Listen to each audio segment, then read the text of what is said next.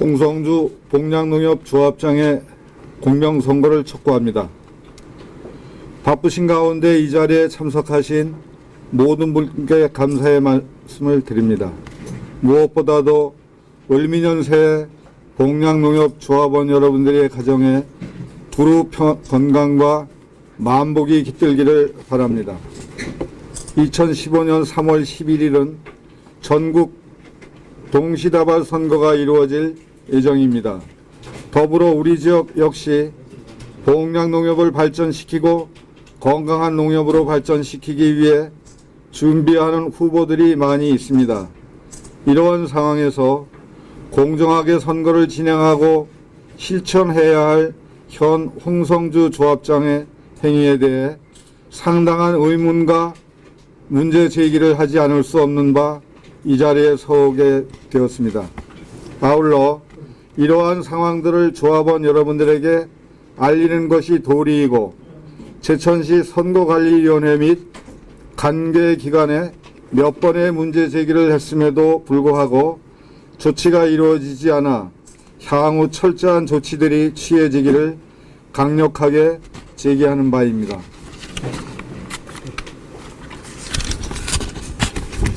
첫째, 금년 1월 21일 연탄은행과 국민연금관리공단이 연계하여 복량읍 관내 농가에 연탄을 공급하는 행사가 마련되었습니다. 물론 우리 지역의 어려운 가정을 돕는 일이기에 당연히 발벗고 나서는 것이 도리라고 생각합니다. 문제는 농가를 선정하고 배분하는 과정에서 관계기관 읍사무소를 거치지 않고 홍성주 조합장 개인이 독단적으로 일방적으로 선정되고 분배되었다는 것입니다. 또한 각 마을의 책임자인 이장들조차 이러한 사실을 알지 못했다는 것입니다. 투명하지 못한 이러한 행위는 명백히 여론을 호도하기 위함이라고 생각합니다. 둘째, 2월 17일 구정 명절을 하루 앞두고 전 조합원들에게 환원 사업의 일환으로 약 1,600만 원 상당의 비닐멍석을 공급하였습니다.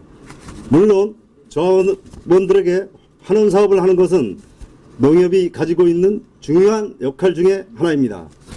하지만 현재 차기 조합장 선거를 앞두고 있는 상황에서 그보다 더 중요한 운영공개 역시 선거 이후로 미뤄지고 있는 상황에서 이와 같은 행위는 누가 보아도 여론을 의식한 잘못된 행위라는 생각을 지울 수가 없습니다. 왜 하필 구정 전날 공급해야만 했을까요?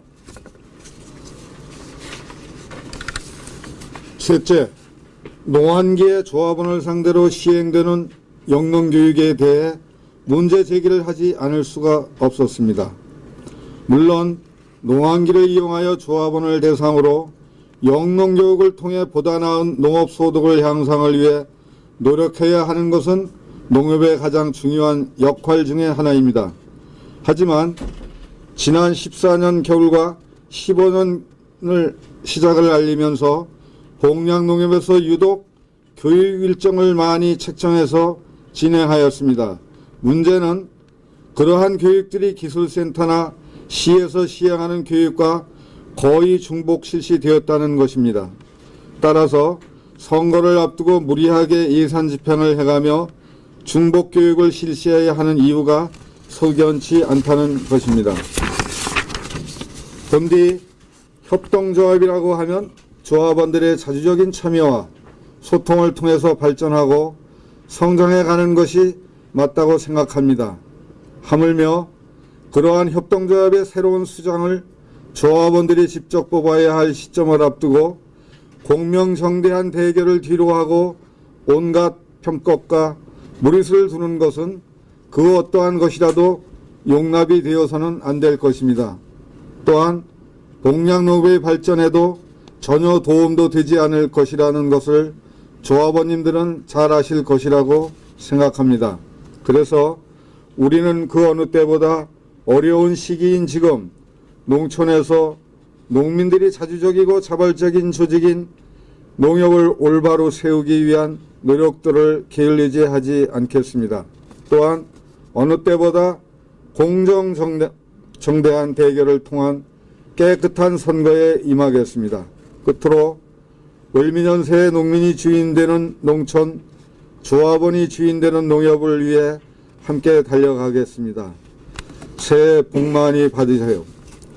2015년 2월 23일 봉양농협협동조합 출마 예정자 이혜선. 진상권. 김기정. 이상 마치겠습니다.